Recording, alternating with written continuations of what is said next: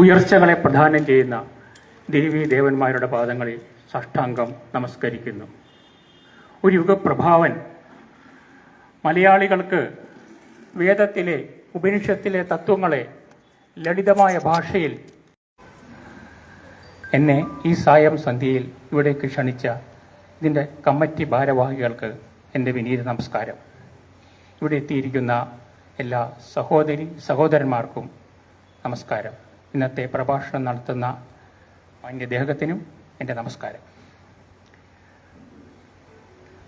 ഭാരതീയ സനാതന ധർമ്മം ധർമ്മത്തിലൂന്നിയുള്ളതാണ്. ധർമ്മത്തിലൂന്നിയുള്ള അർത്ഥകാമങ്ങളിലൂടെ മോക്ഷം നേടുക എന്നതാണ് സനാതന ധർമ്മത്തിൻ്റെ തത്വം അഥവാ സിദ്ധാന്തം. ഇത് ധർമ്മത്തിൽ ഊന്നിയാണ് നിൽക്കുന്നത്. ഇതിൻ്റെ ആധികാരിക ഗ്രന്ഥങ്ങൾ വേദങ്ങളാണ്. വേദങ്ങളിൽ തന്നെ ഉപനിഷത് ഭാഗങ്ങളാണ് പരമപ്രധാനമായത്. ഈ വേദങ്ങൾ സാധാരണക്കാർക്ക് മനസ്സിലാകാൻ പറ്റാത്ത ഒരു സാഹചര്യം വന്നു. ആ സാഹചര്യത്തിൽ നമ്മുടെ ഋഷീശ്വരന്മാർ കണ്ടെത്തിയ മാർഗങ്ങളാണ് ഇതിനെ കഥാരൂപേണ അവതരിപ്പിക്കുക എന്നത്. അങ്ങനെ രൂപപ്പെട്ടു വന്നതാണ് നമ്മുടെ ഇതിഹാസങ്ങളും പുരാണങ്ങളും. രണ്ട് ഇതിഹാസങ്ങളാണ് നമുക്കുള്ളത്. ഒന്ന് രാമായണം, രണ്ട് മഹാഭാരതം. ഇതിൽ രാമായണത്തിന് വലിയൊരു സവിശേഷതയുണ്ട്.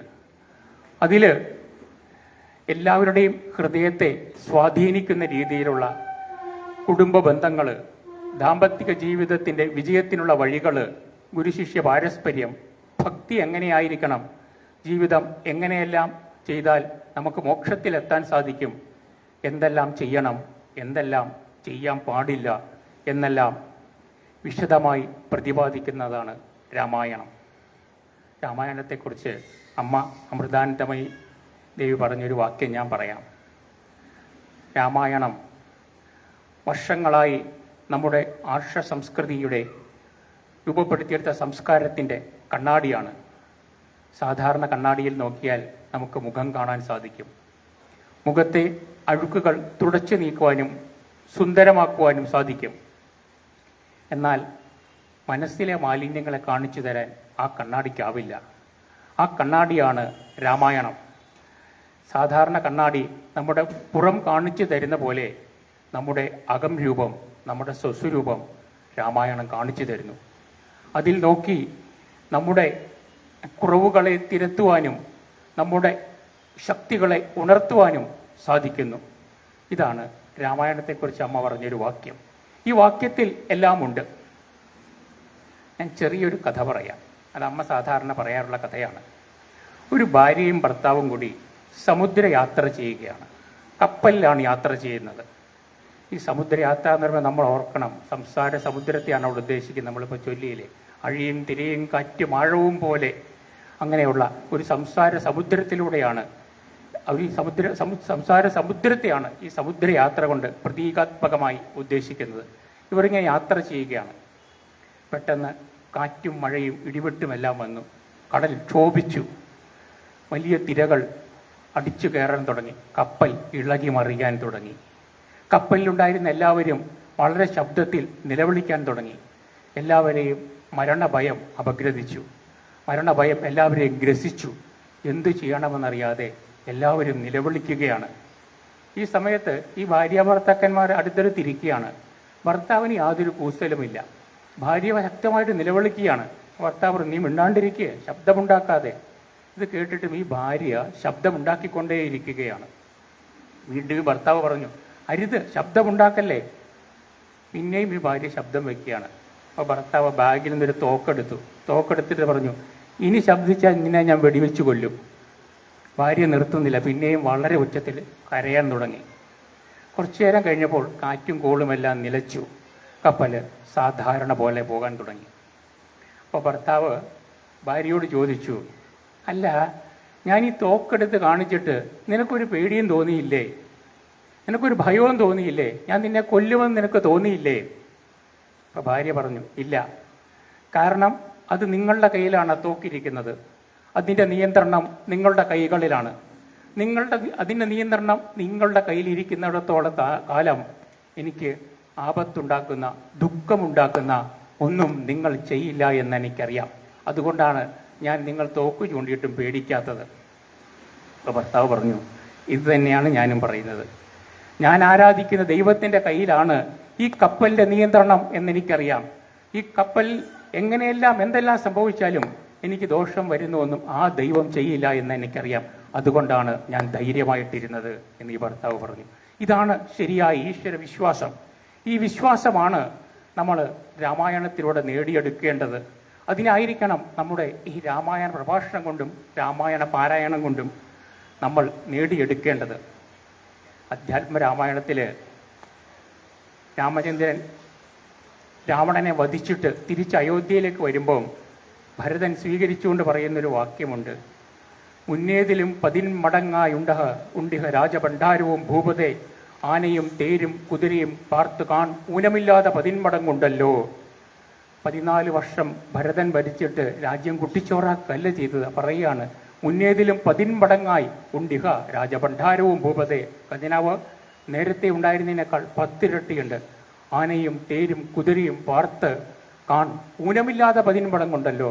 നമ്മുടെ സൈന്യം, ആന, തേര്, കുതിര, കാലാള് ഇതെല്ലാം കുറവില്ലാതെ 10 മടങ്ങിൽ കൂടിയാലേ ഉള്ളൂ, കുറയില്ല. അതുപോലെയാണ് ഇരിക്കുന്നത്. വീണ്ടും പറയുന്നൊരു വാക്യമുണ്ട്, ത്യാജ്യമല്ല ഭവാനാൽ ഇനിത്തവ രാജ്യവും ഞങ്ങളെയും ഭുവനത്തെയും പരിപാലനം ചെയ്യുക ഭവാനിനി. മറ്റാരും ആലംബനമില്ല കരുണാവാരിധേ. ഇതാണ് ഭരതൻ പറയുന്നൊരു പ്രാർത്ഥന. ആ പ്രാർത്ഥന തന്നെയാണ് നമുക്കും പറയാനുള്ളത്. മറ്റാരും ആലംബനമില്ല കരുണാനിധേ, ഞങ്ങളെയും രാജ്യത്തെയും ഭുവനത്തെയും. ഹേ രാമചന്ദ്ര, ഹേ ശ്രീരാമചന്ദ്ര, ഞങ്ങളെ ഭുവനത്തെയും രാജ്യത്തെയും സംരക്ഷിക്കൂ. ഇതായിരിക്കണം നമ്മുടെ ലാകിൽ മായാമരു ഉരുവിട്ട് വിരിക്കിൽ മായ മാറും. മനോഹരമായിട്ട് പറയുന്നുണ്ട്. അതാണ് ആ മായാമരു ഉരുവിട്ടിരിക്കണം. അതാണ് ഈ രാമായണ പ്രഭാഷണത്തിലൂടെയും രാമായണ പാരായണവും അതെല്ലാം ആ മായാമരുവിൻ്റെ അർത്ഥവ്യാപ്തിയിൽ ഉൾപ്പെട്ട് നിൽക്കുന്നതാണ്. അത് നമ്മൾ തിരിച്ചറിയണം. അങ്ങനെ ആയാൽ ശ്രീനാരായണ ഗുരുദേവ പറയുന്നത് പോലെ തന്നെ ആ ആത്യന്തികമായ അവസ്ഥയിൽ നമ്മൾ എത്തും. അത് മനോഹരമായിട്ട് നവരത്ന മഞ്ജരിയിൽ പറയുന്നുണ്ട്. ഇല്ലാത്ത മായയുടെ ഉല്ലാസമൊന്നും അറിവല്ലാതെ ഇല്ല, ആഴിയും കനലും അല്ലാതെ ശൂന്യവും എല്ലാം ഒരു ആദി അറിവാം. തല്ലാഘവം പറകിൽ ഇല്ല രണം ക്രിയകൾ, മല്ലാടുകയില്ല മതി സല്ലാഭം ഒന്നു മതി, എല്ലാവരും തിരയും ഉല്ലാഘ ബോധ ജനനി. വളരെ അർത്ഥവ്യാപ്തിയുള്ള ശ്ലോകമാണ്. കാര്യമായിട്ട് ഞാൻ അർത്ഥം പറയുന്നില്ല, സമയക്കുറവുണ്ട്. സാരം ഇതാണ്, ഈ കാണുന്നതെല്ലാം, ഈ കാണുന്ന കോലാഹലങ്ങളെല്ലാം ഇല്ലാത്ത മായയിടുന്ന ഉല്ലാസങ്ങൾ മാത്രമാണ്. കല്ല്, ആഴി, കനല് അല്ലാതെ ശൂന്യം, പഞ്ചഭൂതങ്ങളെയാണ് ഉദ്ദേശിക്കുന്നത്. ഇതെല്ലാം ആ ഒരു ആദി അറിവാണ്. ഇതറിഞ്ഞു കഴിഞ്ഞാൽ ഇല്ലാ രണം ക്രിയകൾ, പിന്നെ ഇവിടെ നമ്മൾ തമ്മിൽ അടിപിടി ബഹളങ്ങളൊന്നും ഉണ്ടാവില്ല. ആരണം ക്രിയകൾ എന്നൊരു വ്യാഖ്യാനം പറയുന്നുണ്ട്, അതവിടെ നിൽക്കട്ടെ.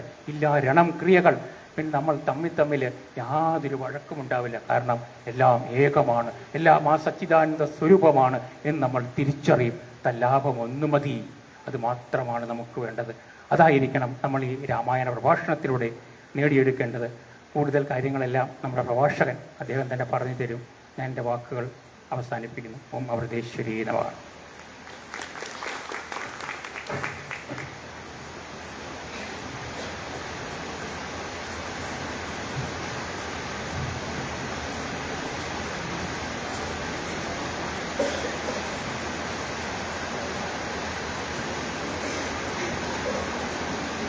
ഓം രാമായ രാമഭദ്രായ രാമചന്ദ്രായ വേദസേ രഘുനാഥായ നാഥായ സീതായ പദേ നമഃ.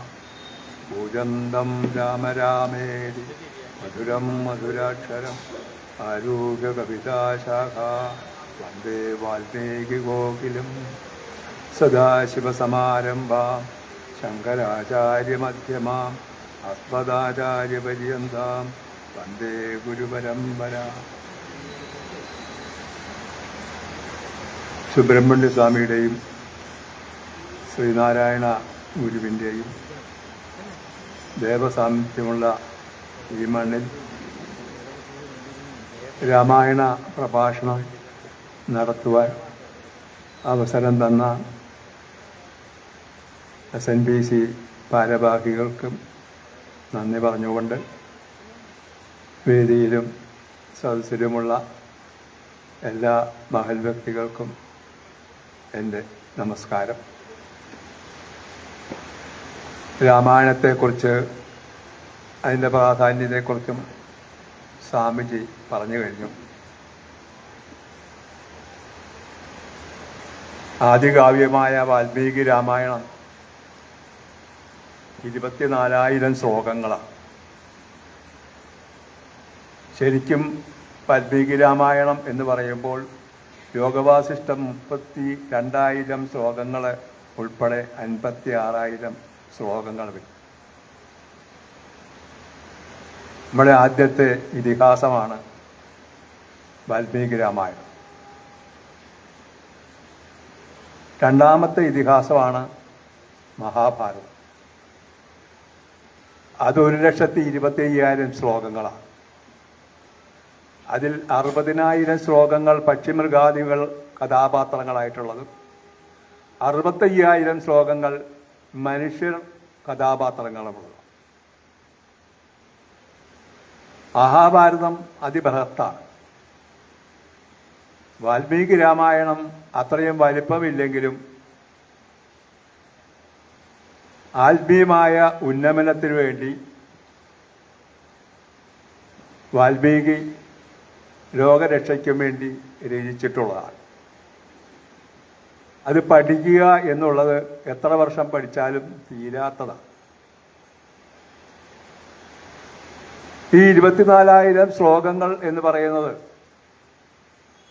ഗായത്രി മന്ത്രത്തിന്റെ 24 അക്ഷരങ്ങൾ കൊണ്ടാണ് തുടങ്ങിയിരിക്കുന്നത്. ഓം ഭൂർഭുവസ്വ തത് സൗദിർവരേണ്യം ഭർഗോ ദേവസ്യ ധീമഹി ധിയോ യോന പ്രചോദയാത്. ഇതാണ് ഗായത്രി മന്ത്രം.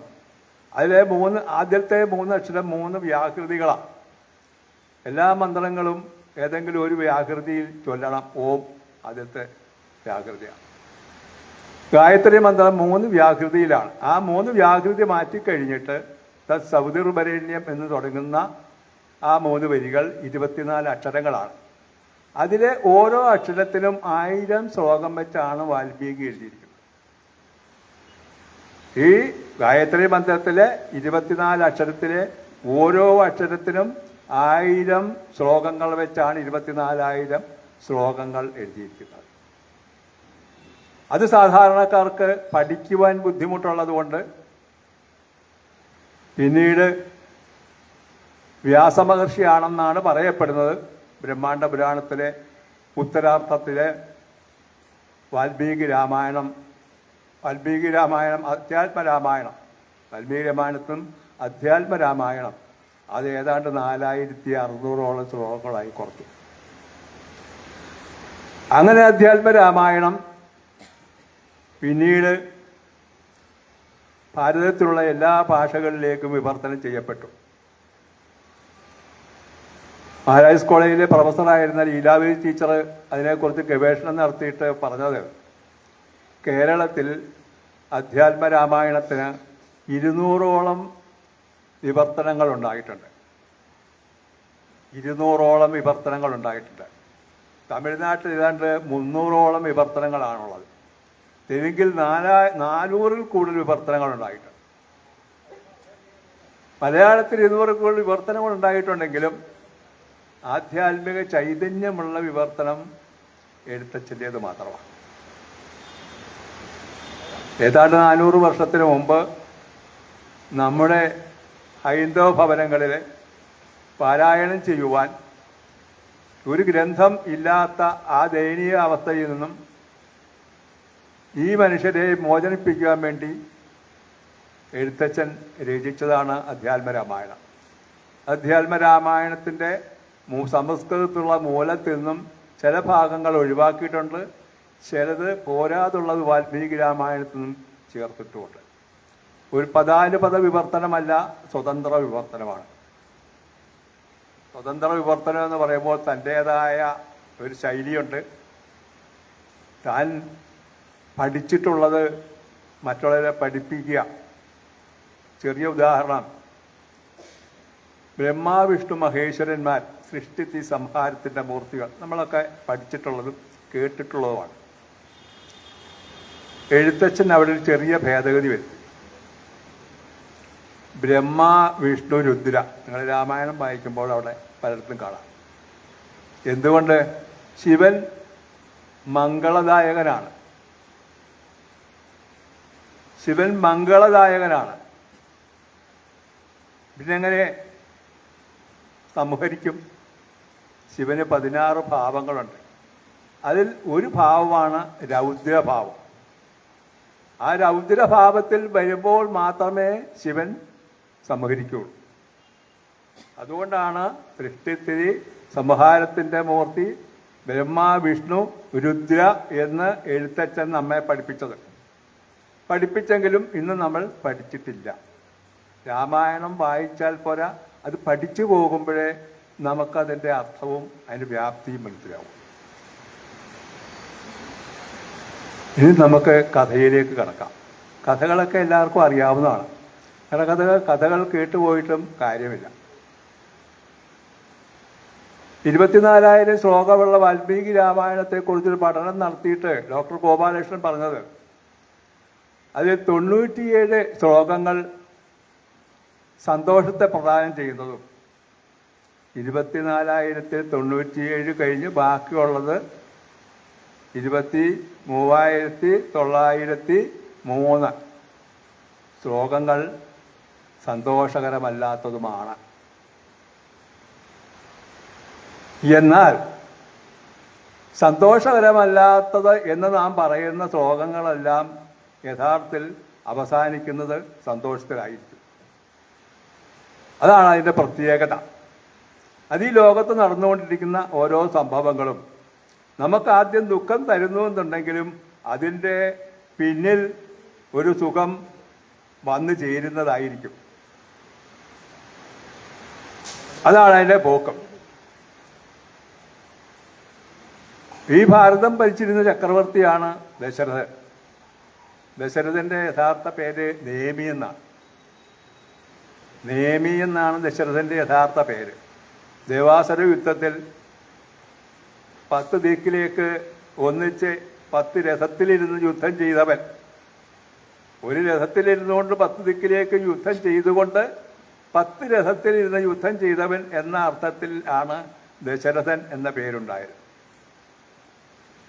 അദ്ദേഹത്തിന് കൗസല്യയിൽ ഒരു മകളുണ്ടായി, ശാന്ത. ആ ശാന്തയെ അദ്ദേഹം വളർത്തി വരുമ്പോൾ അദ്ദേഹത്തിന് രാജ്യഭാരം ഏൽപ്പിക്കുവാൻ ഒരു പുത്രൻ വേണം. പുത്രിയോട് അദ്ദേഹത്തിന് അത്ര താല്പര്യം തോന്നിയില്ല. ഇതറിഞ്ഞ സമീപത്തെ രാജാവായ ലോമപാദൻ മഹാരാജാവ് ദശരഥനോട് പറഞ്ഞു, അങ്ങയുടെ മകളെ എനിക്ക് വളർത്താൻ തരുമോ? അങ്ങനെ ലോമപാദനെ വളർത്താൻ കൊടുത്തു. ലോമപാദൻ്റെ നാട്ടിൽ ഈ ശാന്ത വളർന്ന് യൗവനയായിരിക്കുന്ന കാലത്ത് ലോമപാദൻ്റെ നാട്ടിൽ മഴയില്ലാതെ വന്നപ്പോൾ ഋഷ്യശൃംഖനെ വരുത്തി യാഗം ചെയ്യിച്ചു. കഥ വൈശാലി സിനിമയിൽ നിങ്ങൾ കണ്ടിട്ടുണ്ട്. കാണാത്തവരുണ്ടാകുമെന്ന് തോന്നുന്നുമില്ല. ആ ഋഷ്യശൃംഖൻ വന്ന് യാഗം നടത്തി മഴ പെയ്യിച്ചു കഴിയുമ്പോൾ ഋഷ്യശൃംഖൻ്റെ അച്ഛൻ വിഭാണ്ഡക മഹർഷി അദ്ദേഹത്തെ വളർത്തിയത് സ്ത്രീവർഗത്തെ കാണിക്കാതാണ്. ഈ ഭൂമിയിൽ പുരുഷൻ മാത്രമേ ഉള്ളൂ, സ്ത്രീ എന്നൊരു വർഗം ഇല്ല എന്നുള്ള രീതിയിലാണ് വളർത്തിയതും.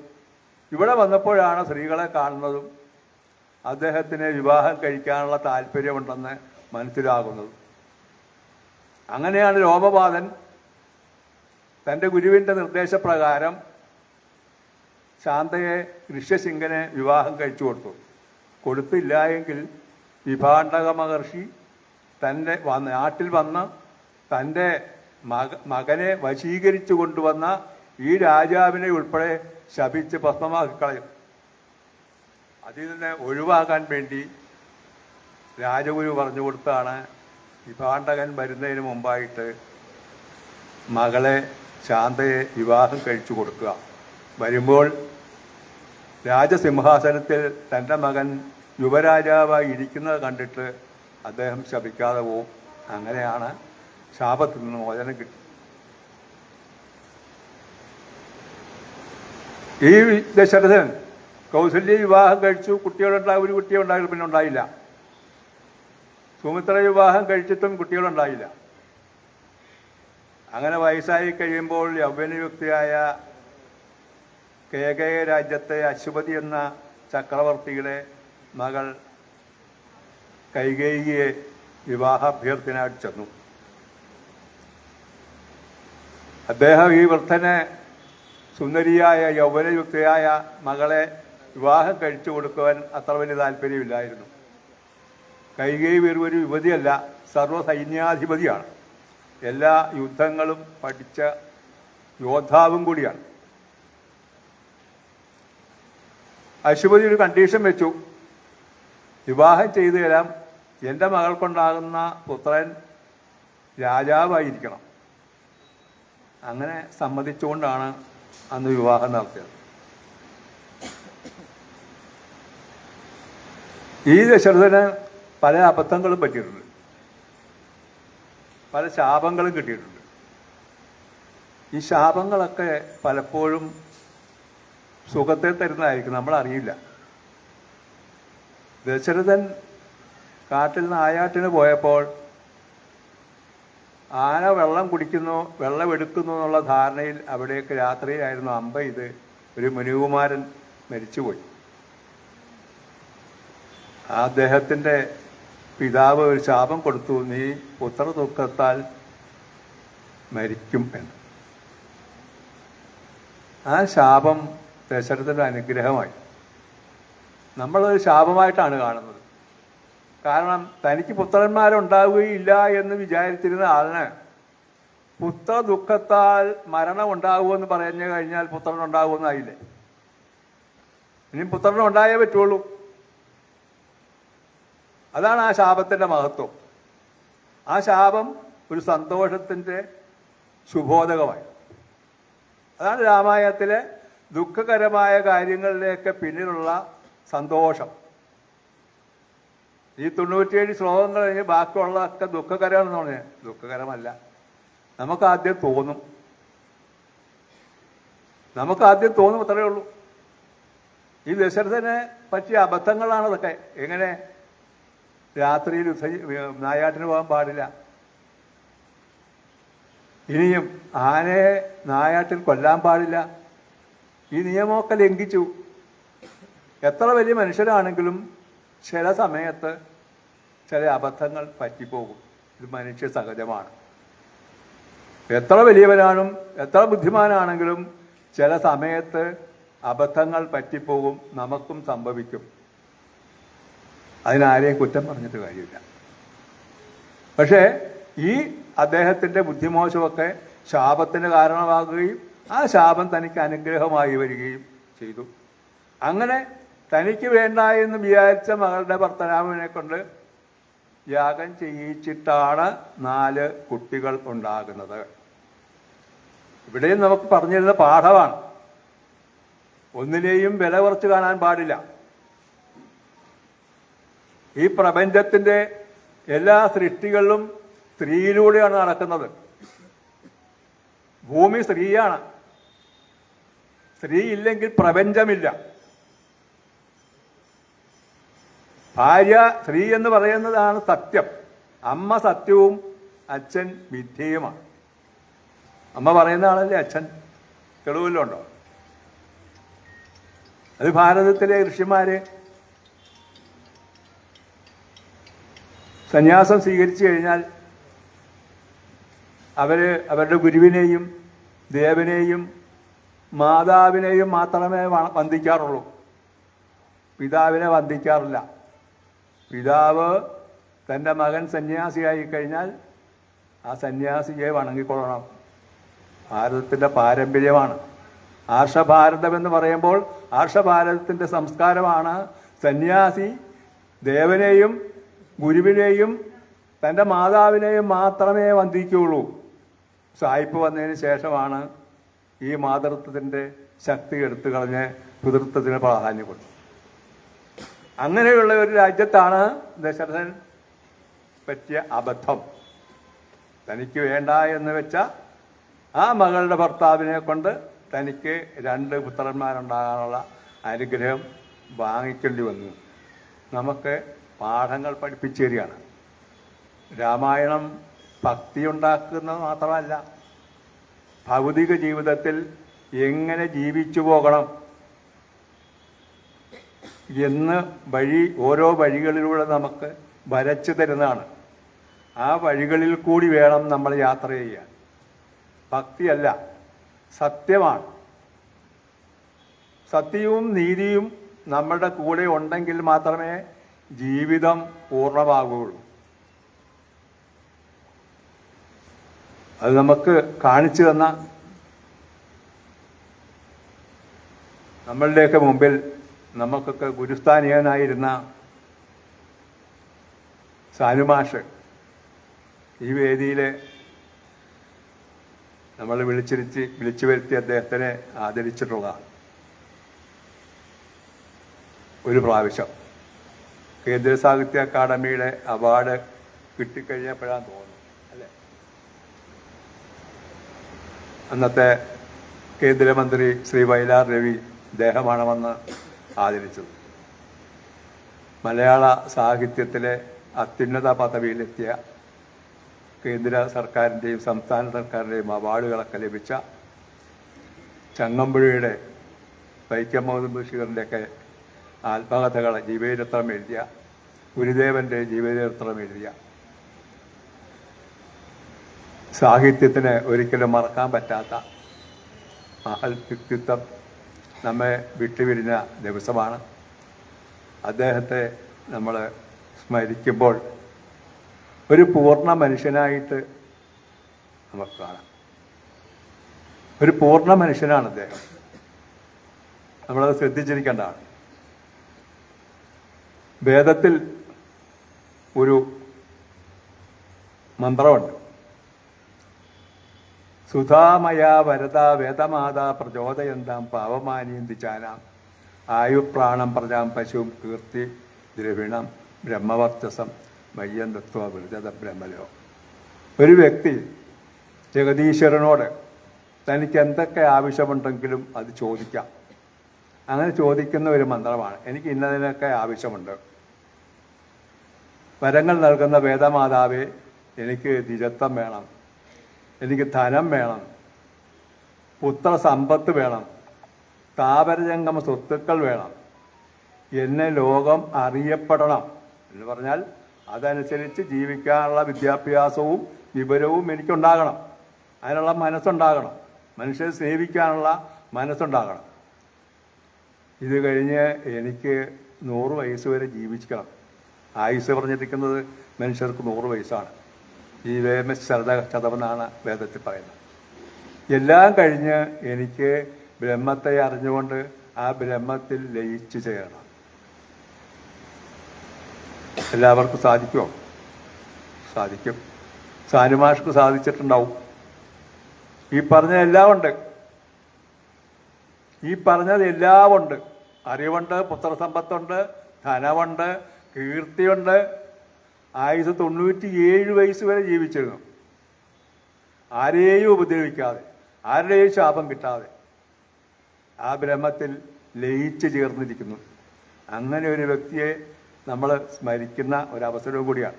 അത് ഈ നമ്മൾ പഠിച്ചു വരുമ്പോൾ ഒരു വ്യക്തി എങ്ങനെ ആയിരിക്കണം എന്ന് ചോദിച്ചാൽ സാനുമാഷ് നമുക്ക് ഒരു വഴികാട്ടിയാണ്. രാമായണത്തിൻ്റെ കഥ പറഞ്ഞു വരുമ്പോൾ ഈ കഥാകാരനെയും നമ്മൾ സ്മരിക്കേണ്ടിയിരിക്കും. അങ്ങനെ രാമായണത്തിൽ നമ്മളങ്ങനെ കടന്നു പോകുമ്പോൾ കുട്ടികളുണ്ടായി. മകൻ ഏതാണ്ട് 18 വയസ്സായി. ഒരു ദിവസം പിതാവിന് ഒരു തോന്നൽ, മകനെ നാളെ അഭിഷേകം കഴിക്കണം. പട്ടാഭിഷേകം നടത്താൻ നാളത്തേക്കുള്ള ഇന്നാണ് പറയുന്നത്. അത് അറിയിക്കേണ്ട ആരേക്കാണ്? ഭാര്യ വീട്ടുകാരെ അറിയിക്കണം, പിന്നെ മകളുടെ വീട്ടിൽ അറിയിക്കണം, എല്ലാവരും അറിയിക്കണ്ടേ? ആരോടും അറിയിച്ചില്ല. ആരെയും അറിയിച്ചില്ല. കാരണം നേരത്തെ ഇവിടെ ഒരു വാഗ്ദാനം കൊടുത്തിട്ടുണ്ട്, ഭരതനെ രാജാവായിക്കൊള്ളാം. ഭരതൻ സ്ഥലത്തില്ലാത്ത സമയം നോക്കി ആ പട്ടാഭിഷേകം നടത്താൻ ആരംഭിച്ചു.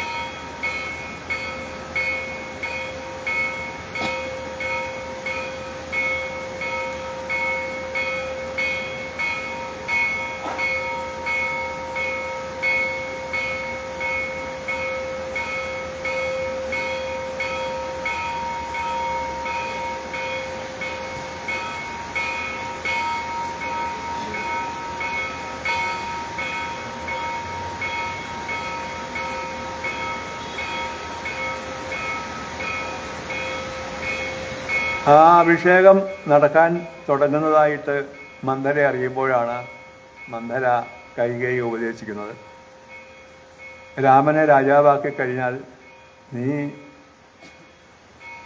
കൗസല്യ രാജ മാതാവായിട്ടിരിക്കും, നീ ദാസിയായിട്ടിരിക്കും. അതുകൊണ്ട് നിന്റെ പിതാവ് വാഗ്ദാനം തന്നിട്ടുള്ളതും നിനക്ക് ദശരഥൻ പണ്ട് വരം തന്നിട്ടുള്ളതുമായ ആ വരം ചോദിച്ചുകൊണ്ട് തൻ്റെ മകനെ രാജാവാക്കണം. അങ്ങനെയാണ് ദശരഥനോട് ആ വരം ചോദിക്കുന്നതും ദശരഥൻ തളർന്നു വീഴുന്നത്. തൻ്റെ മരണത്തിന് കാരണമാകാൻ പോവുകയാണ് ശ്രീരാമചന്ദ്രനെ കാട്ടിലേക്ക് പറഞ്ഞയച്ചു കഴിയുമ്പോൾ. അത് ഓർത്തുകൊണ്ട് ആ പുത്ര ദുഃഖത്തോടു കൂടിയാണ് തളർന്നു വീഴുന്നത്. ഇവിടെ ഈ ശാപം ഈ മന്ദര കൈകേയി ഇവരെ നമ്മൾ ദുഷ്ടകഥാപാത്രമായിട്ടാണ് കാണുന്നത്. രാമായണം പഠിച്ചു വരുമ്പോൾ പലപ്പോഴും ഈ രണ്ടുപേരെയും ദുഷ്ടകഥാപാത്രമായിട്ടാണ് കാണുന്നത്. സത്യത്തിൽ അവർ ദുഷ്ടകഥാപാത്രമല്ല. രാമനെ യുവരാജാവായിട്ട് വാഴിച്ചു എന്ന് വിചാരിക്കുക. കൈകേയി അനങ്ങാതിരിക്കുന്നു.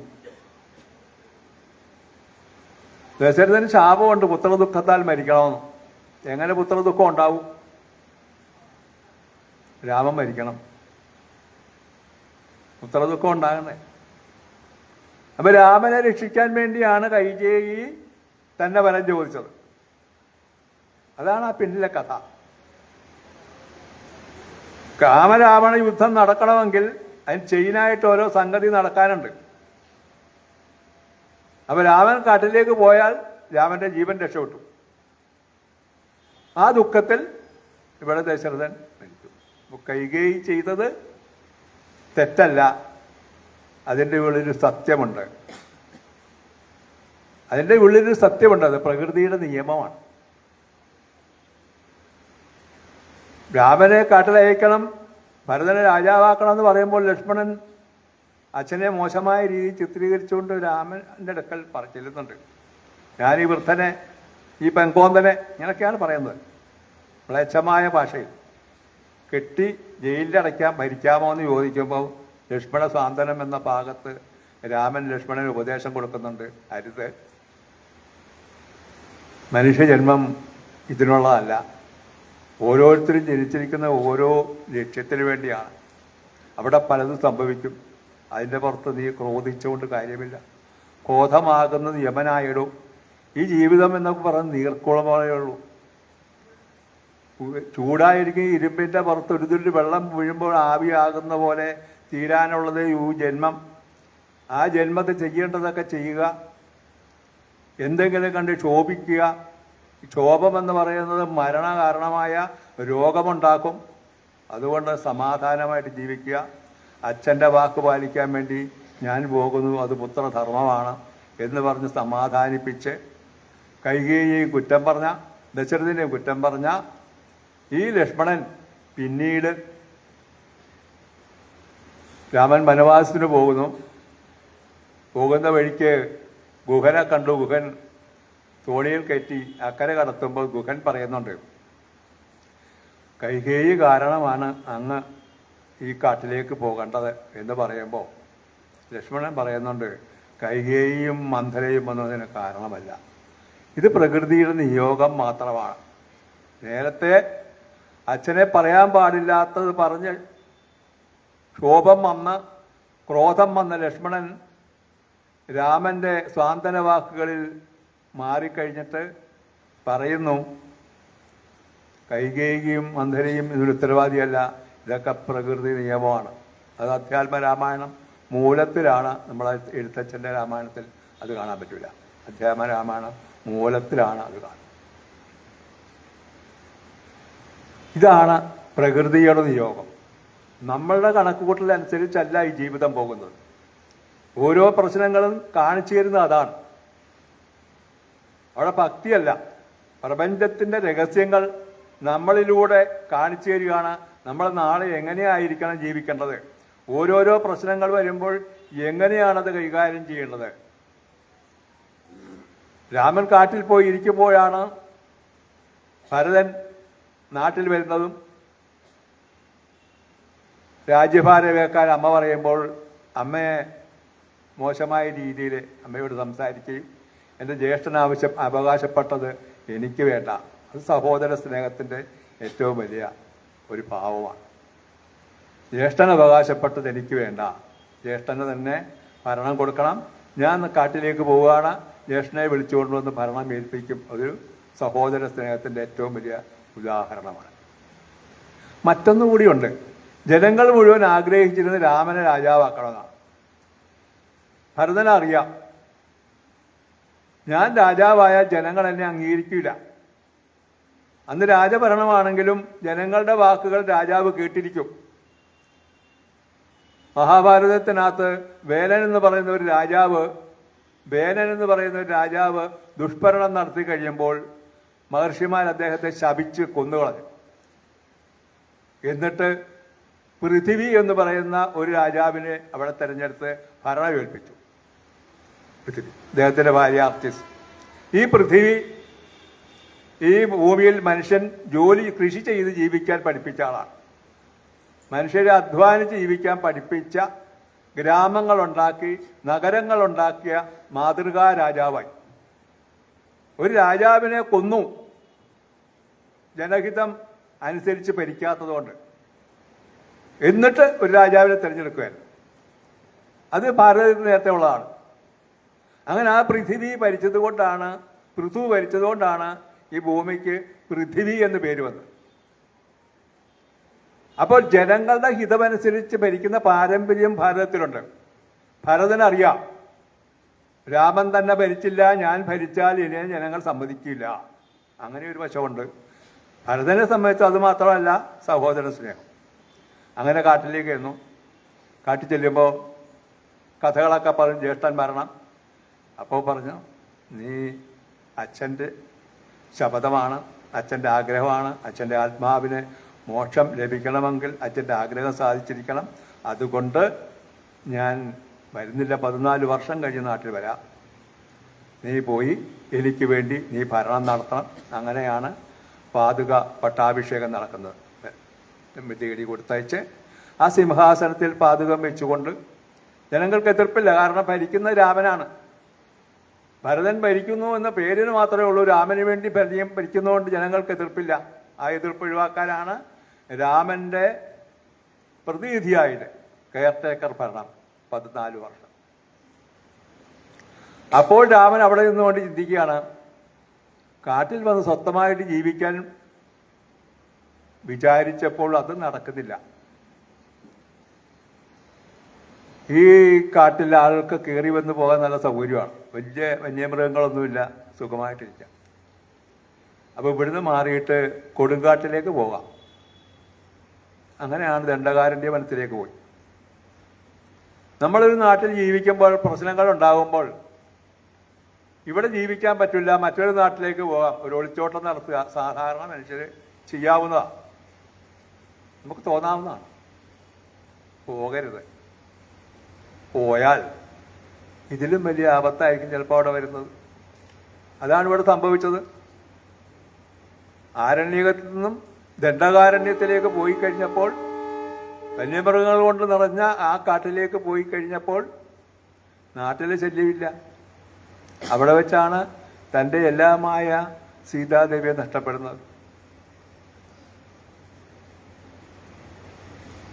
മനുഷ്യർക്ക് വേണ്ടി രചിച്ചിട്ടുള്ള കഥയുടെ ഗതി നമുക്ക് ജീവിക്കാൻ വേണ്ടിയുള്ള ഭക്തിയല്ല. ഇവിടെ ഒന്നും ഭക്തി പറയുന്നില്ല. ഈ പറഞ്ഞു വന്ന സ്ഥലത്തെങ്ങും ഭക്തി പറയുന്നില്ല വാൽമീകി. എങ്ങനെ മനുഷ്യൻ ജീവിക്കണമെന്ന് കാണിച്ചു തരികയാണ്. പ്രശ്നങ്ങൾ വന്നാൽ എങ്ങനെ കൈകാര്യം ചെയ്യണമെന്ന് പറഞ്ഞു. ഇനി ആ കാട്ടിൽ വെച്ച് സീതാദേവി നഷ്ടപ്പെടാൻ ലക്ഷ്മണൻ കൂടെ പോയില്ലായിരുന്നെങ്കിൽ സീത നഷ്ടപ്പെടില്ല. ലക്ഷ്മണൻ ഉള്ളതുകൊണ്ടാണല്ലോ പൊന്മാനായി വന്നു കഴിയുമ്പോൾ ആ മാനിനെ പിടിക്കാൻ രാമൻ പോയതും ലക്ഷ്മണനെ ഏൽപ്പിച്ചിട്ട് പോയതും. അപ്പൊ ലക്ഷ്മണൻ കൂടെ പോകേണ്ട വന്നത് കൊണ്ടാണ് സീതാപഹരണം നടന്നത്. സീതാപഹരണം നടന്നില്ലെങ്കിൽ രാമരാവണ യുദ്ധം നടക്കില്ല. ഇപ്പൊ സീതാപഹരണം നടക്കണമെങ്കിൽ ലക്ഷ്മണൻ പോയതുകൊണ്ടാണ്. ലക്ഷ്മണൻ പോയില്ലെങ്കിൽ അതുണ്ടാവില്ല. അപ്പൊ ലക്ഷ്മണൻ പോകണം. ലക്ഷ്മണൻ അതിനു വേണ്ടിയാണ് പോയത്. പ്രകൃതിക്ക് ഒരു നിയമമുണ്ട്, അതനുസരിച്ച് അത് പൊക്കൊണ്ടേയിരിക്കും. മനുഷ്യൻ അതിലെ വെറും കൃമികൾ മാത്രമാണ്. നമുക്കൊരു ധാരണയുണ്ട്, ഞാനാണല്ല, ഞാൻ വിചാരിച്ചാൽ എല്ലാം നടക്കും, എനിക്ക് അപാരമായ കഴിവുണ്ട്. ഒന്നുമില്ല. ഒറ്റ നിമിഷം കൊണ്ട് തീരാനുള്ളതല്ലേ ഉള്ളൂ. സാനുമാഷ് 97 വയസ്സ് വരെ ജീവിച്ചിരുന്നെങ്കിൽ 51 വയസ്സുള്ള നവാസ് നില പോയില്ലേ. ഷൂട്ടിങ് നടക്കുന്ന സമയത്ത് ഹാർട്ട് അറ്റാക്കിൻ്റെ ആരംഭം കണ്ടതാണ്. അപ്പോൾ ഒരു ഡോക്ടറെ കാണാൻ പലരും പറഞ്ഞിട്ട് പോകാതെ ഇത് കഴിയട്ടെ എന്ന് പറഞ്ഞ് വന്നു, കിടന്നു, തീർന്നു. ഇത്രയുള്ള മനുഷ്യൻ. ഡോക്ടറെ ഒന്ന് കണ്ടിരുന്നു ചിലപ്പോൾ രക്ഷപ്പെട്ടേനെന്നൊക്കെ ആൾക്കാർ പറയും. ശരിയായിരിക്കും.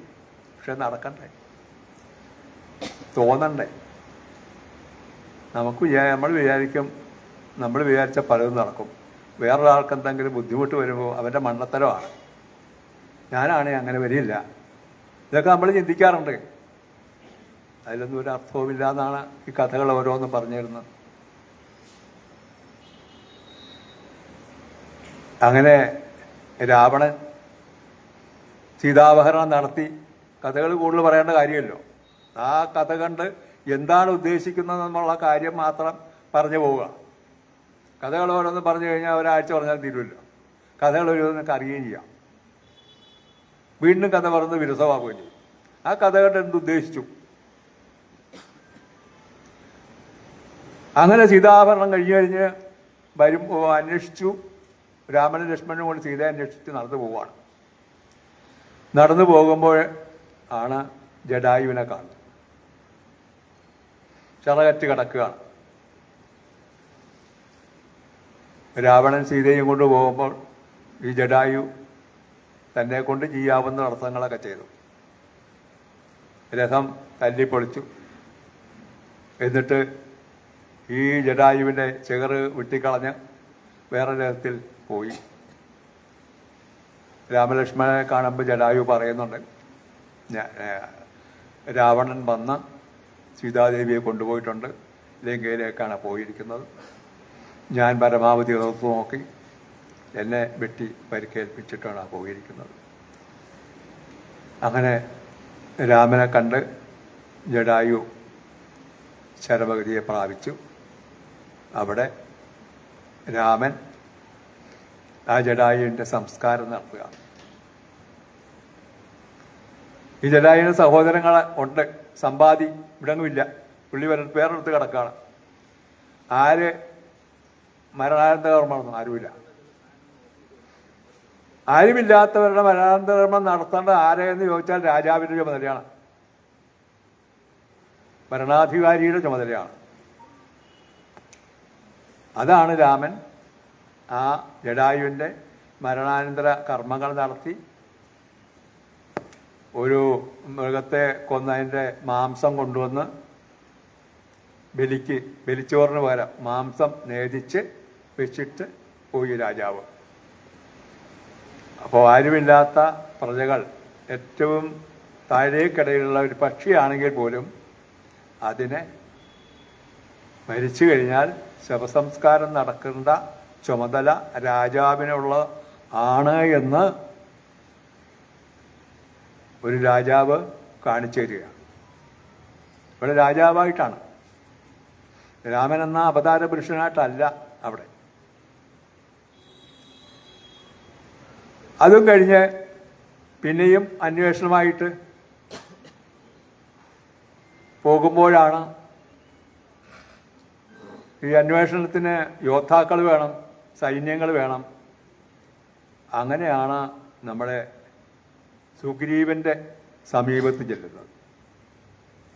അങ്ങനെ സുഗ്രീവന്റെ സമീപത്ത് ചെന്ന് സുഗ്രീവനുമായിട്ട് സംസാരിച്ച്, സുഗ്രീവൻ ഞാൻ യുദ്ധത്തിന് തയ്യാറാണ്, സൈന്യങ്ങളുണ്ട്, പക്ഷേ എനിക്ക് എൻ്റെ ജ്യേഷ്ഠൻ ബാലിയുള്ളിടത്തോളം കാലം എനിക്ക് പുറത്തേക്ക് പോകാൻ സാധിക്കില്ല, എന്നെ പുറത്തിറങ്ങിയാൽ കൊല്ലും, ഞാനിരിക്കുന്ന ഋഷിമുഖജലത്തിൽ ബാലിക്ക് വരാൻ സാധിക്കില്ല, ബാലിക്കൊരു ശാപമുണ്ട്, ഇവിടെ വന്നാൽ തല പൊട്ടിത്തെറിക്കും, അതുകൊണ്ട് ബാലിയെ കൊല്ലാതെ എനിക്ക് പോകാൻ സാധിക്കില്ല. അങ്ങനെയാണ് ബാലിവധം നടത്തേണ്ടവൻ. അങ്ങനെ ബാലിയുമായിട്ട് യുദ്ധം ചെയ്ത് ബാലി സുഗ്രീവന്മാരുടെ യുദ്ധത്തിൽ ആദ്യം സുഗ്രീവൻ പരാജയപ്പെട്ടെങ്കിലും രണ്ടാമത് ഒളിയം പെയ്ത് ബാലിയെ വധിക്കുന്നു. അവിടെ ഒരു ചോദ്യം വരുന്നുണ്ട്, ഈ ബാലിയെ എന്തിനു വധിച്ചു, ബാലി രാമനോട് എന്ത് തെറ്റ് ചെയ്തു? ബാലി തന്നെ ചോദിക്കുന്നുണ്ട്. രാജാവിന് ചില നിയമങ്ങളുണ്ട്. രാജ്യത്ത് എത്ര വലിയ കഴിവുള്ളവനാണെങ്കിലും അസാൻമാർഗിക പ്രവൃത്തി ചെയ്തുകൊണ്ട് പോവുകയാണെങ്കിൽ അവനെ വധിക്കാനുള്ള അധികാരം രാജാവിനുണ്ട്. ഒരു മനുഷ്യൻ തെറ്റ് ചെയ്ത് അവനെ വധിക്കാൻ ഒരു വ്യക്തിക്ക് അവകാശമില്ല, രാജാവിന് മാത്രമേ ഉള്ളൂ. അപ്പം നമ്മുടെ ഇവിടെ കേസുകളുണ്ടായി കഴിഞ്ഞു, ജഡ്ജി ആളിനെ തൂക്കിക്കൊല്ലാൻ വിധിക്കുന്നു. ജഡ്ജിക്ക് ഭരണഘടന അനുസരിച്ച് കൊടുത്തിട്ടുള്ള അവകാശമാണ്, രാജാവിൻ്റെ പ്രതിനിധിയാണ്. രാജാവിന് വേണ്ടി ജഡ്ജിയാള് വിധി പ്രസ്താവിക്കുക. അന്ന് അതല്ല, അന്ന് രാജാവിന് നേരിട്ട് വിധിക്കാം. അവിടെ ശരിയൊന്നും നോക്കണ്ട, നിയമമൊന്നും നോക്കേണ്ട കാര്യമില്ല. അവിടെ തെറ്റ് ചെയ്തവനെ ശിക്ഷിക്കുക. അതുകൊണ്ട് നീ സുഗ്രീവനോട് ചെയ്തത് അപരാധമാണ്, നിന്റെ സഹോദരിയുടെ സ്ഥാനത്ത് ഇരിക്കേണ്ട സുഗ്രീവന്റെ ഭാര്യയെ നീ അപഹരിച്ചു, അവൻ തെറ്റ് ചെയ്യാതെ അവനെ ശിക്ഷിച്ചു, അതുകൊണ്ട് നിന്നെ വധിക്കേണ്ടി വന്നു. അതാണ് ആ വധത്തിൻ്റെ പിന്നിലുള്ള ചരിത്രം. പലപ്പോഴും ചോദ്യങ്ങളായിട്ട് വരാവുന്നതാണ്. ഇത് കഴിഞ്ഞാണ് ലങ്കയിലേക്ക് സൈന്യങ്ങളുമായിട്ട് പോകുന്നത്. ലങ്കയിലേക്ക് പോകുമ്പോൾ രാവണനെയാണ് നമുക്ക് ഇനിയും ചിത്രീകരിക്കേണ്ടത്. ആരായിരുന്നു രാവണൻ? നമ്മളൊക്കെ രാവണനെ വളരെ മോശമായിട്ടൊക്കെ ചിത്രീകരിക്കുന്നവരാണ്. അങ്ങനെയാണ് നമ്മൾ പഠിച്ചു വച്ചിരിക്കുന്നത്. രാവണന് 10 തലയുണ്ട്. ഒരാളിന് 10 തലയും കൊണ്ട് അങ്ങനെ നടക്കാൻ പറ്റും? കടക്കാൻ പറ്റുമോ? നടക്കാൻ പറ്റുമോ? തിരിക്കാൻ പറ്റുമോ? 10 വായിൽ എങ്ങനെ പല്ല് തേക്കും ഒരാൾ? നടക്കുന്ന കാര്യമില്ലാണ്. ഇതൊക്കെ ഈ ബാലയക്കാരുണ്ടാക്കി വെച്ചാണ് 10 തലയൊക്കെ ഉണ്ടാക്കി വെച്ച്. ഇരട്ടച്ചങ്കൻ എന്ന് പറഞ്ഞാൽ 2 ചങ്കുണ്ടോ? നമ്മൾ പറയാറുണ്ട് ഇരട്ടച്ചക്കൻ, അവന് ഇരട്ടച്ചങ്കനാണ്. 2 ചങ്കുണ്ടാവും, 1 ചങ്കേ ഉള്ളൂ. സഹസ്രകിരണൻ സൂര്യന്റെ പര്യായമാണ്. 1000 കിരണങ്ങൾ, 1000 എണ്ണമില്ലാത്തതെന്നാണ് അർത്ഥം. അതുപോലെ 10 തലയുള്ളവന്റെ ബുദ്ധി 1 തലയിലുള്ളവനാണ്. 4 വേദങ്ങളും 6 ശാസ്ത്രങ്ങളും പഠിച്ച ബ്രാഹ്മണനാണ് രാവണൻ. 4 വേദങ്ങളും പഠിച്ചവനാണ്. അതിൽ ഏറ്റവും ഇഷ്ടം സാമവേദമാണ്, സാമവേദിയാണ്. 4 വേദങ്ങളിലെ ഏറ്റവും ഇഷ്ടം സാമവേദമാണ്. ഭഗവാൻ കൃഷ്ണൻ ഭഗവത്ഗീതയിൽ പറയുന്നുണ്ട്, വേദങ്ങളിൽ ഞാൻ സാമവേദമാണ്. ആ സാമവേദത്തിന്റെ മഹത്വമാണ്. 4 വേദങ്ങളുണ്ട്. ഈ 4 വേദത്തിനും 4 ധർമ്മങ്ങളാണ്. വളരെ ലളിതമായി 4 വേദത്തിന്റെ ധർമ്മം പറയാം. നമുക്കല്പം ദാഹം ഉണ്ടായി, വെള്ളം കുടിക്കണമെന്ന് തോന്നി. കിണർ കുഴിക്കാം, കുളം നിർമ്മിക്കാം, അല്ലെങ്കിൽ പുഴ കണ്ടുപിടിക്കാം, അവിടുന്ന് വെള്ളം കുടിക്കാം. അത് കഴിഞ്ഞ് ഈ പുഴയോ അല്ലെങ്കിൽ കിണറിനെ സംരക്ഷിക്കേണ്ട ജോലി നമുക്കാണ്. ഈ 4 ധർമ്മമാണ് 4 വേദത്തിനുള്ളത്. ആദ്യം നമുക്ക് ദാഹം ഉണ്ടാകുന്നു പറയുന്നത് ആ തോന്നൽ ഋഗ്വേദമായിട്ട് കാണുക. ആ ജലം ഉണ്ടാകാനുള്ള കിണർ കുഴിക്കുക, കുളം കുഴിക്കുക, നദി കണ്ടുപിടിക്കുക എന്നുള്ളത് യജുർവേദമായി കാണുക. അത് കഴിഞ്ഞിട്ട് ഇവിടെ അധ്വാനം മാത്രമേ ഉള്ളൂ. അത് ആസ്വദിക്കുന്ന, വെള്ളം കോരി കുടിക്കുന്ന ആ ഭാവമാണ് സാമവേദത്തിന്. അതാണ് സുഖം തരുന്നത്, അനുഭവിക്കുന്നത്. മറ്റേത് അധ്വാനം മാത്രമേ ഉള്ളൂ. ഇത് കഴിഞ്ഞിട്ട് ഇത് സംരക്ഷിക്കണം. ഈ സംരക്ഷണത്തിന്റെ വേദമാണ് അഥർവവേദം. അപ്പൊ 4 വേദങ്ങളിൽ ആസ്വാദ്യമായിട്ടുള്ളത് സാമവേദമാണ്. ആ സാമവേദിയാണ് രാവണൻ. ആയുർവേദ ആചാര്യനാണ്. ഏതാണ്ട് 27ഓളം ആയുർവേദ ഗ്രന്ഥങ്ങൾ രചിച്ചിട്ടുണ്ട് രാവണൻ. പ്രജകളെ പരമാവധി സ്നേഹിച്ച് രക്ഷിച്ച് പോറ്റിക്കൊണ്ടുപോകുന്ന പ്രജാവത്സരനായ രാജാവാണ്.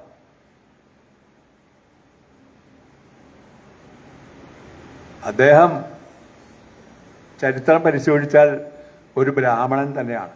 ബ്രഹ്മാവിന്റെ പരമ്പരയിൽപ്പെട്ട ബ്രാഹ്മണ കുലത്തിൽ തന്നെയാണ് ജനിച്ചിരിക്കുന്നത്. രാക്ഷസ് എന്നൊക്കെ പറയുന്നത് മാത്രമേ ഉള്ളൂ. അങ്ങനെയാണ് ആ ജന്മം. എല്ലാ കലകളും തുടങ്ങുന്നത് സാമവേദത്തിൽ നിന്നാണ്. സർവകലാവല്ലഭനാണ്. രാവണ സംഹിത എന്ന പറഞ്ഞ ജ്യോതിഷകത്തിൽ ജയിച്ചിട്ടുണ്ട്. രാവണ സംഹിത, ഭൃഗു സംഹിത എന്ന് പറഞ്ഞൊരു ജ്യോതിഷകത്തിനുണ്ട്, സംസ്കൃതത്തിലുള്ളത്. ഇവിടെ ചന്ദ്രൂര് വിജയൻ ജ്യോത്സ്യരുടെ കയ്യിൽ അതുണ്ട്.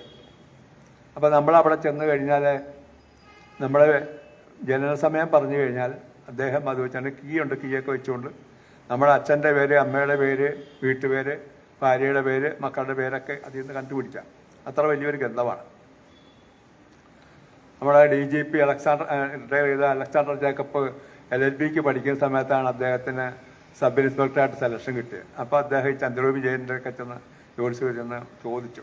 അത് നോക്കിയിട്ട് അദ്ദേഹം അച്ഛൻ്റെ പേരും വീട്ടുപേരും എല്ലാം പറഞ്ഞു കഴിഞ്ഞിട്ട് അതൊക്കെ സത്യമാണ്. അപ്പോൾ പറഞ്ഞു, നിങ്ങൾക്ക് കിരീടമുള്ള ജോലിയാണ് പറഞ്ഞിരിക്കുന്നത്, അതുകൊണ്ട് അതിന് പോയാൽ മതി. അപ്പോൾ പോലീസ് എന്ന് പറഞ്ഞാൽ ഈ തൊപ്പിയുണ്ടല്ലോ, കിരീടമാണ്. അങ്ങനെയാണ് അദ്ദേഹം പോയത്. അദ്ദേഹം പറഞ്ഞാണ്, അദ്ദേഹം എഴുതിയിട്ടുള്ള കഥയാണ് ഈ പറഞ്ഞത്. അത് ഈ ഭൃഗുസംഹിതയുടെ ഉദാഹരണം പറയാണ്. അത് തന്നെ അദ്ദേഹം തമിഴ്നാട്ടിൽ പോയി അവിടെ ഈ നമ്മുടെ അഗസ്ത്യനാടി എന്ന് പറഞ്ഞൊരു സമ്പ്രദായമുണ്ട് തമിഴ്നാട്ടിൽ, അഗസ്ത്യനാടി.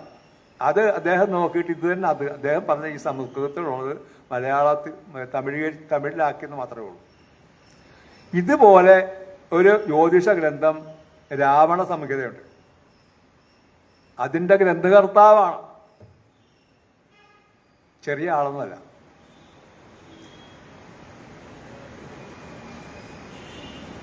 സകല ശക്തന്മാരെയും കൈലാസം മാടി കണ്ടിട്ടുണ്ട്. ബ്രഹ്മാവിൻ്റെ ഒക്കെ തപസ് ചെയ്ത് വരം വാങ്ങിച്ചു. മനുഷ്യൻ മാത്രമേ കൊല്ലാവൂ, ദേവന്മാർ കൊല്ലാൻ പാടില്ല. അങ്ങനെ ഇരിക്കുന്ന സമയത്ത് ആരെ കിട്ടിയാലും പുള്ളിക്കൊന്ന് പരീക്ഷിക്കണം യുദ്ധത്തിന്. അങ്ങനെ ബാലിയുടെ ഒക്കെ ചെന്നു. ബാലിയുടെ മുമ്പിൽ കൂടി യുദ്ധം ചെയ്ത് കഴിഞ്ഞാൽ ചെല്ലുന്ന ആളുടെ പകുതി ബാലിക്ക് കിട്ടുമെന്നുകൊണ്ട് പുറകെ കൂടി പോയി. പുറകെ കൂടി ചെന്ന് ബാലി അറിയാതിരുന്നിട്ട് ആ ബാലു കൊണ്ട് ഈ മനുഷ്യനെ, ഈ രാവണനെ ചുരുട്ടി. ബാലി സന്ധ്യാവനത്തിന് പോകുന്ന സമയത്താണ് ചുരുട്ടിക്കൊണ്ട് മുകളിലോട്ട് പോയി. പോയി സന്ധ്യാവന്തരവും കഴിഞ്ഞിട്ട് തിരിച്ചു വന്നു കഴിഞ്ഞാൽ കുറേ കിടപ്പോട്ടായിരുന്നു, ഞാൻ പോയി വന്നിട്ട് ഞാൻ തൂങ്ങി കിടക്കായിരുന്നു എന്നൊക്കെ പറഞ്ഞ് കളിയാക്കി കഴിഞ്ഞപ്പം രാവണൻ അവിടുന്ന് പരാജയപ്പെട്ടു പോയി. അങ്ങനെ ഒരു പരാജയം ഉണ്ടായിട്ടുണ്ട്. യമധർമ്മനുമായിട്ട് യുദ്ധത്തിന് പോയി. യുദ്ധം ദിവസങ്ങളോടെ നിന്നിട്ടും ആരും ജയിക്കുന്നില്ല. ബ്രഹ്മാവ് വന്ന് യമധർമ്മനോട് പറഞ്ഞേ, നിങ്ങൾ വിചാരിച്ച അവനെ കൊല്ലാൻ പറ്റില്ല, ഞാൻ വരം കൊടുത്തിട്ടുണ്ട്, അവിടെ രക്ഷപ്പെട്ടോളാൻ പറഞ്ഞു.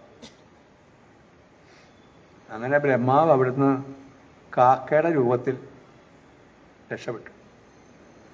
കാക്കയ്ക്കൊരു വരം കൊടുത്തു, ഇനിയും ഭൂമിയിൽ ബലികർമ്മങ്ങൾ നടക്കുമ്പോൾ വലിച്ചോറ് തിന്നാനുള്ള അവകാശം നിനക്ക് തന്നിട്ടുണ്ട്.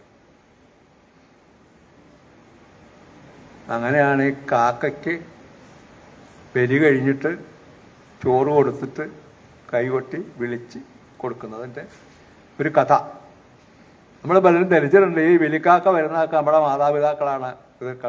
അവരൊക്കെ മരിച്ചിട്ട് മനുഷ്യരായിട്ടും മൃഗമായിട്ടും പക്ഷിയായിട്ടും കൃമമായിട്ടും ഒക്കെ ജനിച്ചൊക്കെ പോയിട്ടുണ്ട്. അവരുടെയൊക്കെ അംശം നമ്മുടെ ഉള്ളിലുണ്ട് ജീനുകളായിട്ട്. അപ്പൊ നമ്മൾ ഇരിക്കുന്ന ഓരോരുത്തരും നോക്കിക്കുക, ഒരാളിനെ എടുത്തു നോക്കിയാൽ അച്ഛൻ്റെയോ അമ്മയുടെയോ രൂപസാദൃശ്യം ഉണ്ടാവും. ഇവരുടെ അമ്മയുടെ കുടുംബത്തിൽപ്പെട്ട ഒരു ആളിൻ്റെ ജീവിതാവസ്ഥ ഉണ്ടെങ്കിൽ അടുത്ത കുട്ടി അച്ഛൻ്റെ വകുപ്പിൽപ്പെട്ടതായിരിക്കും. അങ്ങനെ ഓരോ ജീവികൾ നമ്മുടെ പിതൃവംശത്തിൽപ്പെട്ടതും മാതൃവംശത്തിൽപ്പെട്ടതായ ജീനുകൾ നമ്മളുടെ ഉള്ളിലുണ്ട്. അങ്ങനെ പുറകോട്ട് അങ്ങനെ പോയി കഴിയുമ്പോൾ നമ്മൾ ചെന്നെത്തുന്ന സൃഷ്ടാവിലാണ്. ജഗദീശ്വരന്റെ പുത്രനും പുത്രിമാരുമാണ് നമ്മൾ. ആ അർത്ഥത്തിൽ വേദത്തിൽ പറയുന്നത് പിതാവും പുത്രനുമാണ് മനുഷ്യൻ എന്നുള്ള. സുധാമയ വരദാവ അതല്ല, സനഹപിതേവ സുനവേ അഗ്നേ സൂപായനോ ഭവ സജസ്വാനവസത്തെ ഋഗ്വേദത്തിലെ ഒരു മന്ത്രമുണ്ട്. ഞങ്ങളെ അങ്ങയുടെ പുത്രന്മാർ സംരക്ഷിക്കുന്ന പോലെ സംരക്ഷിക്കണേ എന്നാണ്. പിതാവും പുത്രനും തമ്മിലുള്ള ബന്ധമാണ് വേദത്തിൽ മനുഷ്യർക്ക് പറഞ്ഞത്. നമ്മൾ പാപികളല്ല, ദൈവപുത്രന്മാരാണ്. പുരാണം എടുത്തു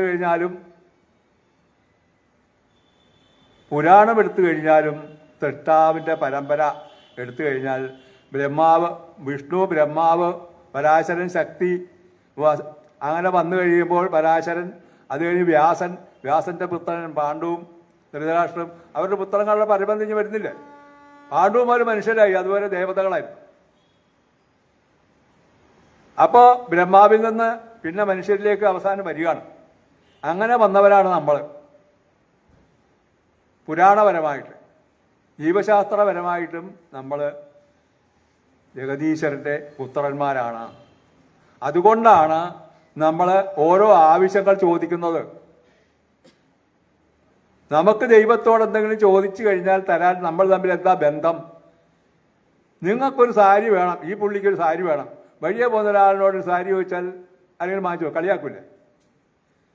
നിങ്ങളുടെ ഭർത്താവിനോട് ചോദിക്കണം, അല്ലെങ്കിൽ നിങ്ങളുടെ മാതാപിതാക്കളോട് ചോദിക്കണം. കുട്ടികളെ സംബന്ധിച്ചിടത്തോളം എന്ത് ആവശ്യമുണ്ടെങ്കിൽ മാതാപിതാക്കളാണ് ചോദിക്കേണ്ടത്, വഴിയെ പോകുന്നവരല്ല. അതുകൊണ്ടാണ് ഈശ്വരനോട് പ്രാർത്ഥിക്കുന്നത്.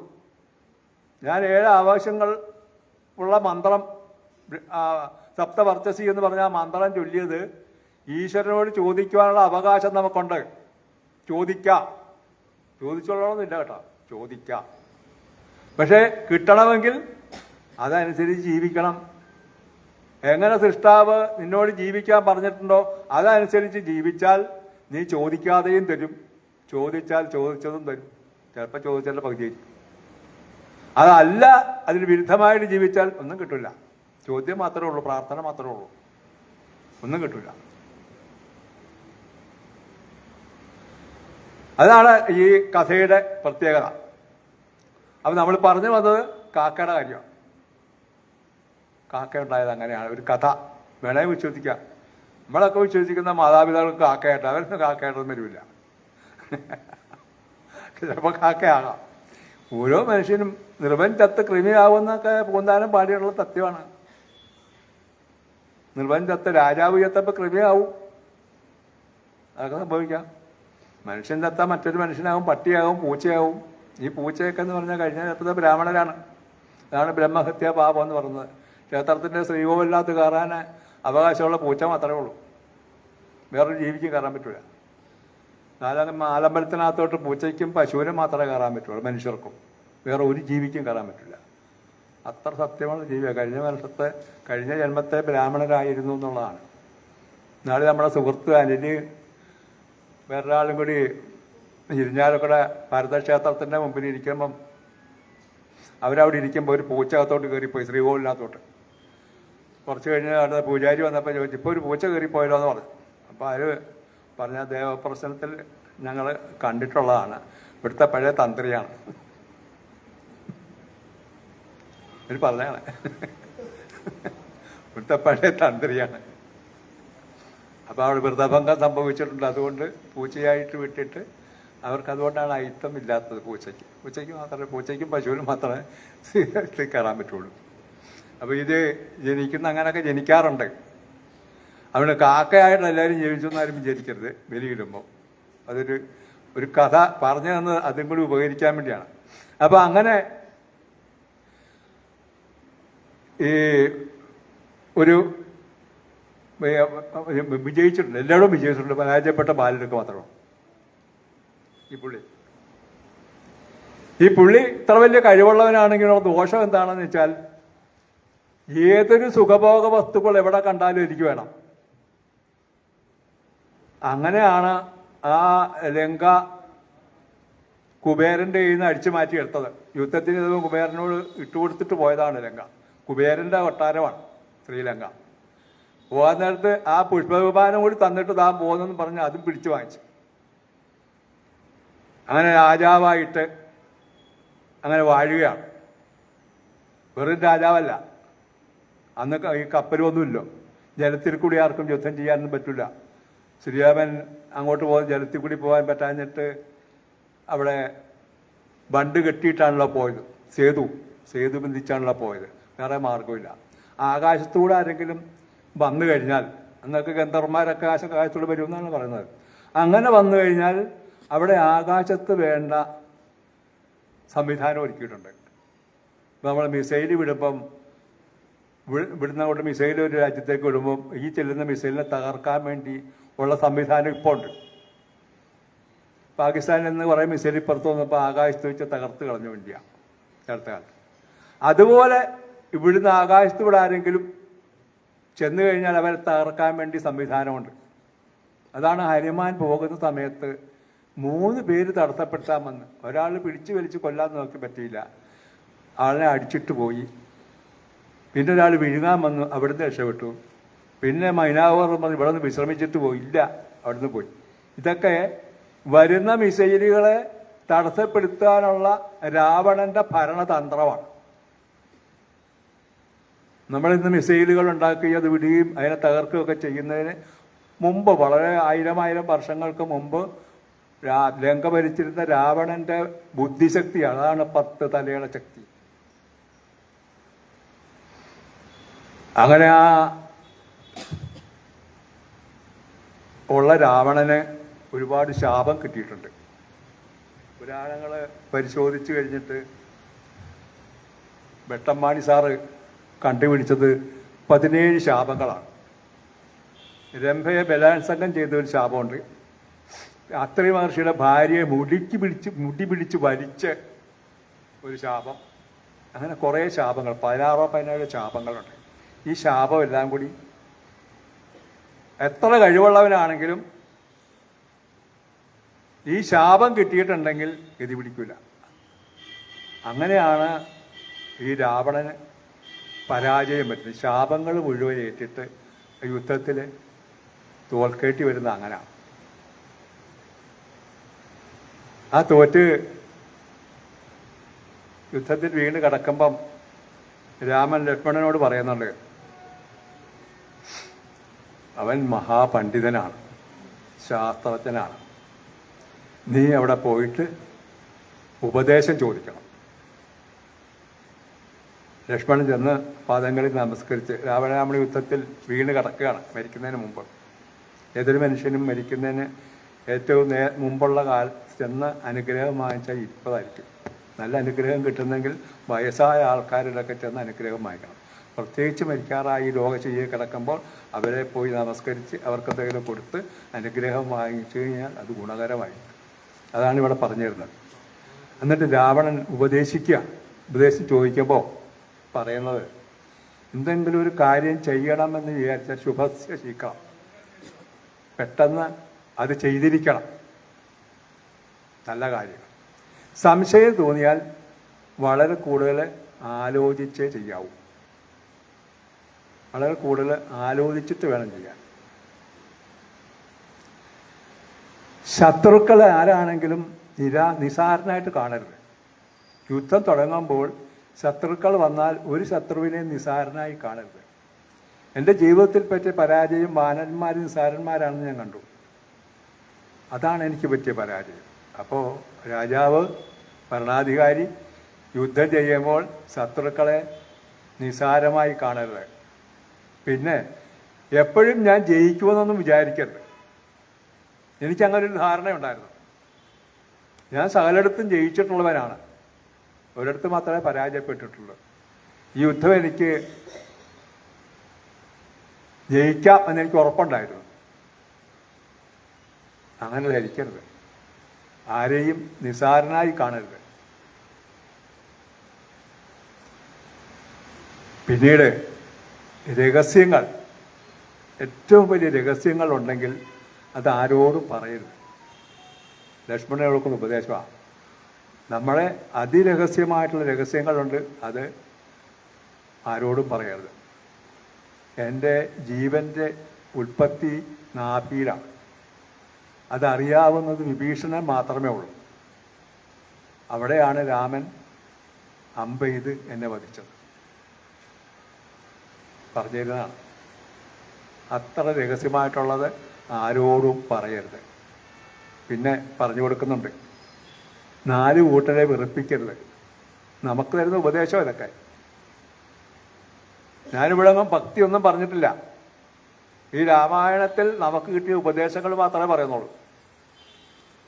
സഹോദരങ്ങൾ, പാചകക്കാരൻ വിചാരിച്ചാൽ ഒരു ശാലം വിഷമിട്ട് കൊല്ലാൻ ഒരു വിഷമില്ല അല്ലേ? അപ്പൊ ഈ 4 കൂട്ടരെ ഒരിക്കലും വെറുപ്പിക്കരുത്. മനുഷ്യർക്ക് രാവണൻ തന്ന ഉപദേശമാണ്. നമ്മൾ രാവണൻ ഒരു നിസ്സാരമാണ്. ലക്ഷ്മണന് രാവണൻ കൊടുത്ത ഉപദേശങ്ങളാണ് ഈ പറഞ്ഞത്. ഇത് നമുക്ക് വേണ്ടിയാണ് വാൽമീകി മഹർഷി എഴുതി വെച്ചിരിക്കുന്നത്. നമുക്ക് പഠിക്കാനാണ്, നമുക്ക് ജീവിക്കാൻ വേണ്ടിയാണ്.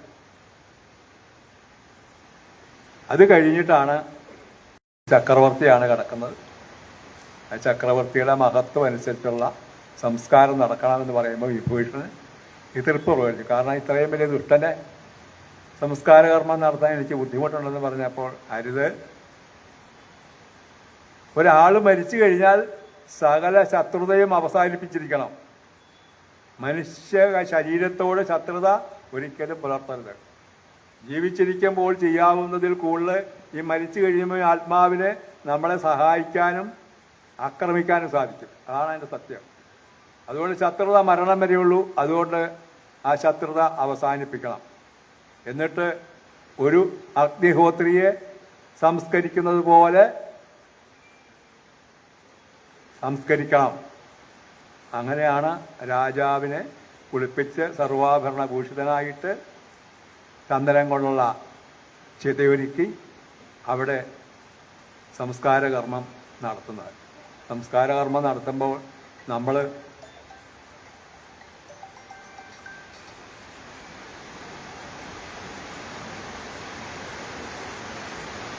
ശരീരമൊക്കെ കുളിപ്പിച്ച് ഒരു വാഴയിലെ കിടത്തി, അത് കഴിഞ്ഞ് മാവ് കൊണ്ട് ചിതയൊക്കെ ഒരുക്കി അവിടെ കൊണ്ടുപോയി ദഹിപ്പിക്കും.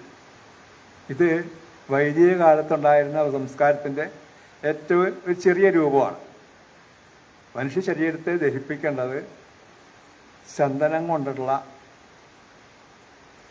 അഗ്നിയിലാണ്. ചന്ദന വിറക് കൊണ്ടുണ്ടാക്കിയ അഗ്നിയിലാണ് ദഹിപ്പിക്കേണ്ടത്. കാരണം ഈ ശരീരം പഞ്ചഭൂതങ്ങൾ കൊണ്ടുള്ളതാണ്.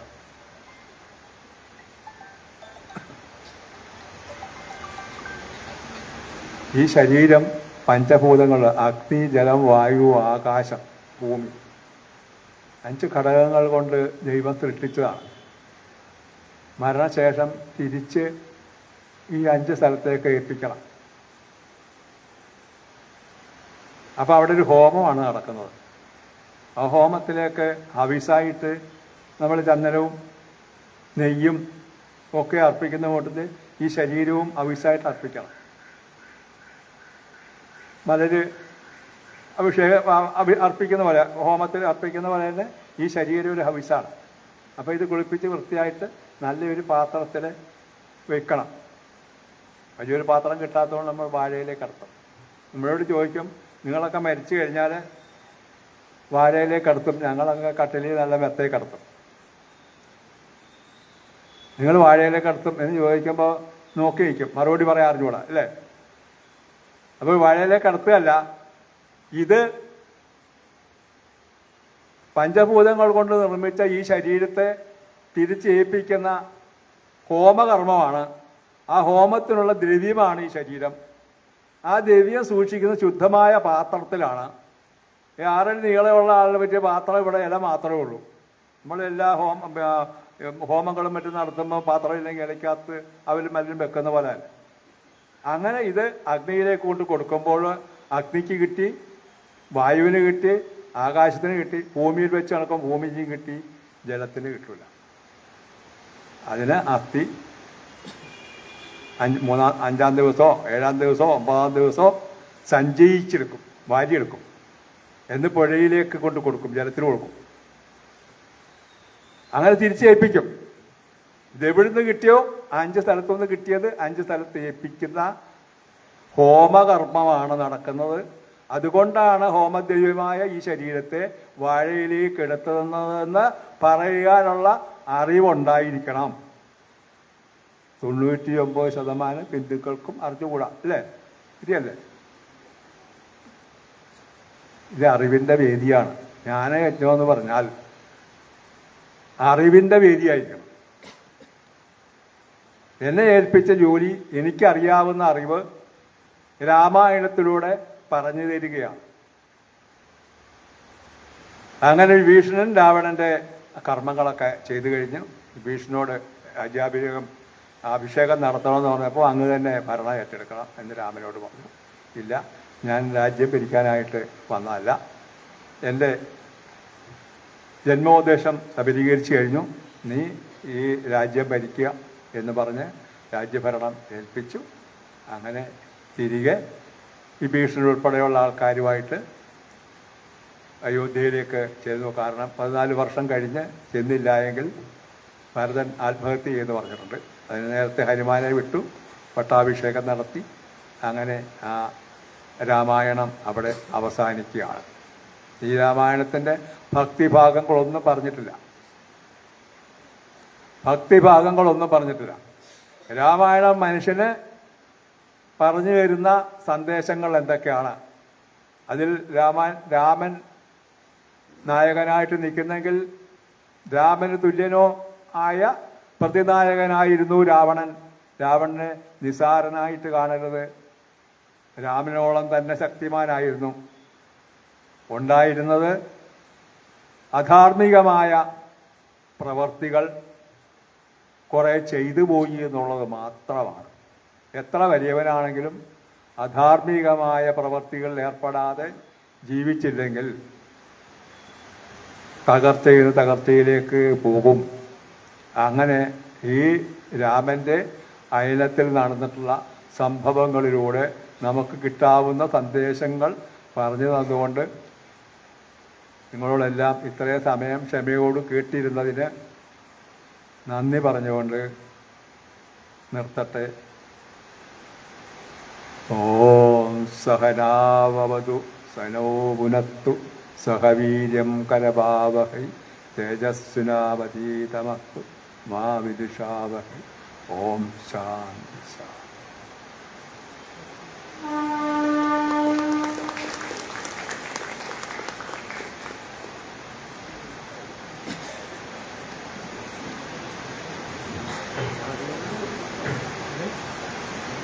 ഇവിടെ നമ്മുടെ ഈ രാമായണ പാരായണം ഉദ്ഘാടനം ചെയ്ത ബ്രാൻഡ് മഠത്തിലെ സ്വാമിക്കും ഇവിടെ പ്രഭാഷണം ചെയ്ത നിങ്ങളെല്ലാം ഒരു മണിക്കൂറോളം പിടിച്ചിരുത്തിയ അല്ലെങ്കിൽ കുറേ ഉപദേശങ്ങൾ രാമായണത്തിൻ്റെ ഉപദേശങ്ങൾ തന്ന ശ്രീ വിശ്വനാഥൻ സാറിനും SNBC യോഗത്തിൻ്റെ പേരിൽ SNDP നന്ദി അറിയിക്കുന്നു. ഇനി ഇവിടെ ആവശ്യമൊക്കെ ഇനി വിളമ്പുന്നതാണ്. ഇന്നത്തെ പരിപാടി അവസാനിച്ചിരിക്കുന്നു.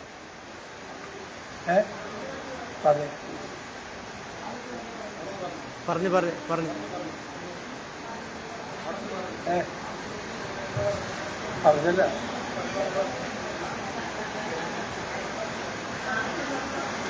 കൊടുക്കാനായ ഇപ്പം ഔഷധമൊക്കെ തയ്യാറായിട്ടുണ്ട്. എല്ലാവർക്കും അത് കഴിച്ചു പോകാം.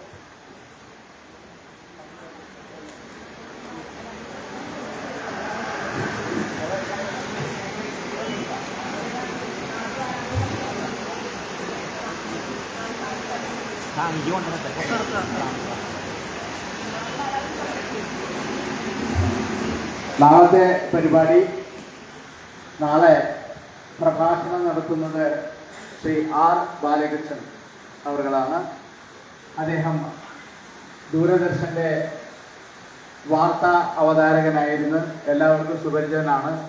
അദ്ദേഹമാണ് നല്ലൊരു പ്രഭാഷകനാണ്. അദ്ദേഹമാണ് നാളെ പ്രഭാഷണം നടത്തുന്നത്.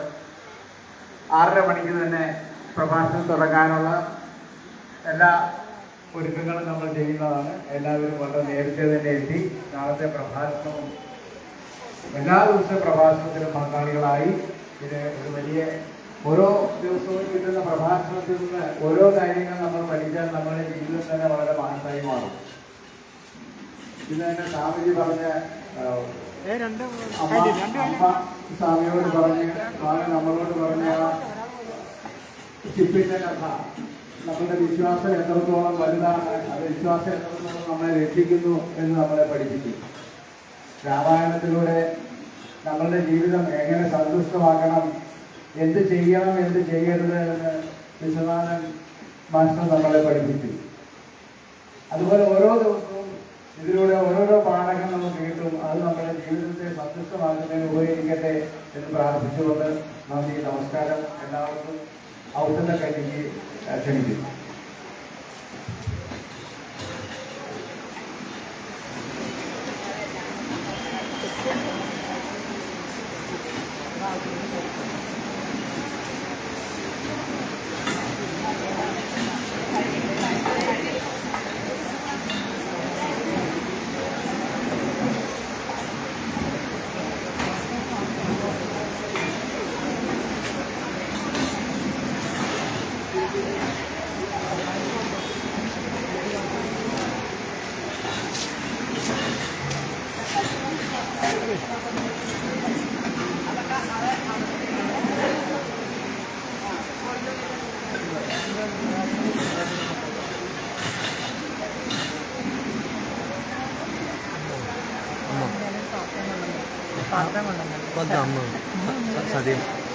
സദ്യമെടുത്ത് വെച്ചിട്ടുണ്ടോ? കഴിക്കണം, തിരക്കായിട്ട് അതാ സെലിബരി.